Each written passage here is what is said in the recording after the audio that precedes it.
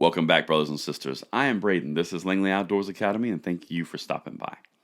All right, guys, on this Sunday episode of Bullet Points, we're going to dive into something out of New York. I know no one wants to go to that gun control zone, but we got to, because they're coming at us through an opinion piece based around ghost guns and ownership of legal permitting. This is interesting because they're trying to conflate things together and scare people like you who don't read the whole article or hoping they don't read the whole article. But on Bullet Points, that's what we do.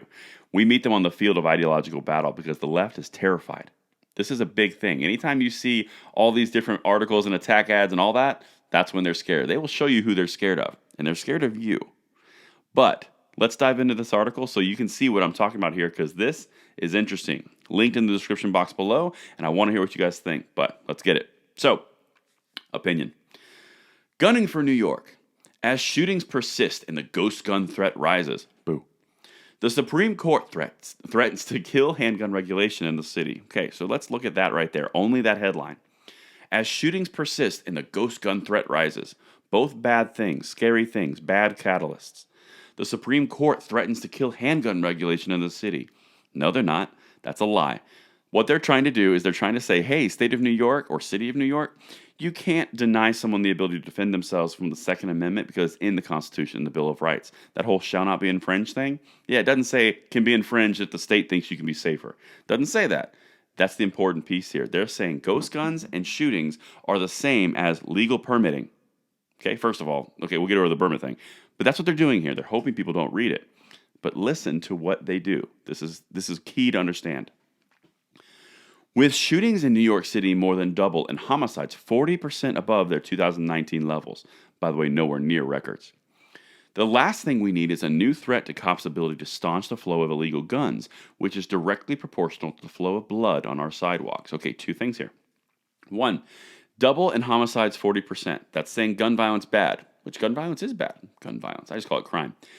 Gun violence and homicides 40% above their 2019 levels. That's bad. That's a reason to carry a gun to defend yourself, right?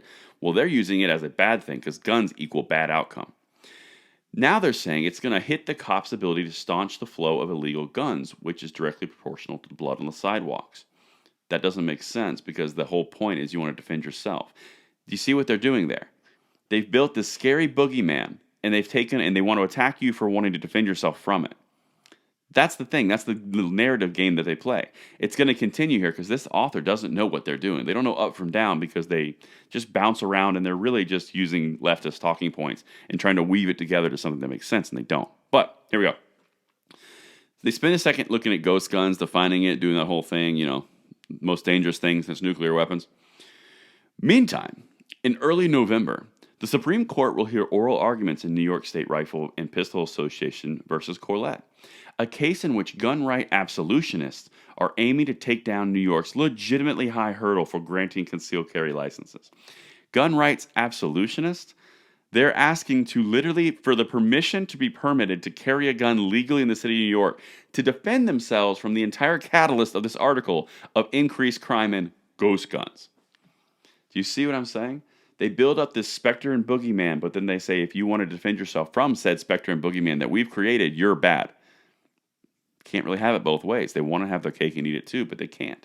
And also, if you wanted to be an absolutionist, you're talking about Tennessee, Texas. That's the closest thing to absolutionist because they can actually own a gun and carry it without a permission from the state. Just saying. Anyway, this next paragraph that we're going to talk about is crucial to understand and look at it from a frame of reference from one of our founding fathers, Benny Franks. Now, keep in mind, this is what Ben Franklin said. It's one of my favorite quotes from him. Those who would give up essential liberty to purchase a little temporary safety deserve neither liberty nor safety. That's one of my favorite, and it's extremely appropriate for this paragraph. As New York City argued in a compelling brief, it wasn't just a brief, it was a compelling brief, filed with the High Court last week, the, quote, proper cause requirement written into state law is necessary to keep New Yorkers safe. Interesting. Sacrificing your rights for safety. And fully consistent with the sane interpretation of the Second Amendment laid down over many generations. That right there is where the left falls apart. The sane, that's a subjective measure of sanity. That's not a right. That's an objective measurement of thought. In Interpretation of the Second Amendment. There is no interpretation of the Second Amendment. This is the little game that they play. They've written laws based on their own interpretation. Sound familiar? ATF. I can't make my own law, so I'm going to reinterpret existing law and change some definitions so I can do what I want. That's what they've done for decades, but they're getting called on it, and that's why they're doing things like this. Let's see. And this next part is important. The same interpretation as the Second Amendment laid down over many generations. We've broken the rules for so long. Let's keep breaking the rules. It's okay. Yeah, you're going to get caught on this. Deep sixing it, and by judicial fiat establishing a national right to carry a concealed weapon. Judicial fiat. Judicial fiat is the move the left has been doing for decades, where they instill radical judges, and now that's the rule in the law. You get it all over the United States. Their own game has been played against them. The judicial system, which they tried to corrupt, is now going against them, and they're throwing temper tantrums. And this last little line right here is so great, and it puts a little cherry on top. Let's see. Such a move would be radical and life-threatening by a majority that claims to respect the Constitution's states' rights and precedent. Okay, you're going to set new precedent here because you broke the law. The other one is states' rights are important, but that doesn't mean you can supersede the Constitution of the United States. And the other thing about respecting the Constitution, we are righting a wrong because you violated the Constitution. Yeah, we respect it. And that's what I got for you on the bullet points today, guys. I'm going to see you tonight at the 9 p.m. segment. This is Braden, signing out.